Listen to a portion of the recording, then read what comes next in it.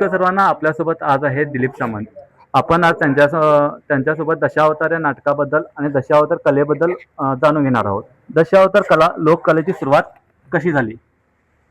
दशावतार हे प्रथम कर्नाटकातील परंपरा ही कर्नाटकातील आहे. काय यक्षगण ही म्हणजे दशावतारी. आमच्या महाराष्ट्रातील जे पुरोहित होते म्हणजे ब्राह्मण समाजाचे लोक, त्या ब्राह्मण समाजाच्या लोकांनी हे यक्षगण महाराष्ट्रात नेलं, म्हणजे कोकणात नेलं आणि त्या यक्षगणचं त्यांनी दशावतार म्हणून केलं आणि ही लोककला करायला सुरुवात केली. बरोबर. दशावतार नाटकाचे महत्व काय आहे? हे दशावतार नाटकाची की परमेश्वरानं म्हणजे वैकुंठीच्या नारायणानं अशी आख्यायिका आहे की त्यानं 10 अवतार घेतले आणि त्या 10 अवतारातील गोष्टी म्हणजे 10 अवतारातील कथा लोकांना वेगवेगळ्या रूपानं दाखवायच्या.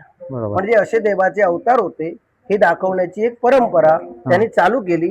हा उद्देश का तर लोकांवर प्रबोधन पडावं, लोक देव श्रद्धेकडे वळावेत, देवाबद्दल आस्था निर्माण व्हावी, असं त्यांच्या मागचं एक कारण होतं. आता ह्या तुमच्या जे नाट्य तुमची सगळी टीम आहे, ही टीम किती लोकांची आहे? ही 15 लोकांची टीम आहे.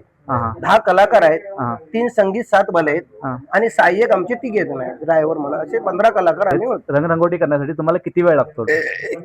कमीत कमी 1 तास लागतो. 1 तास लागतो. कमीत कमी 1 तास. आता बेळगावकर प्रत्येक रसिक या नाटकातून काय प्रबोधन घेणार आहेत असं वाटतं?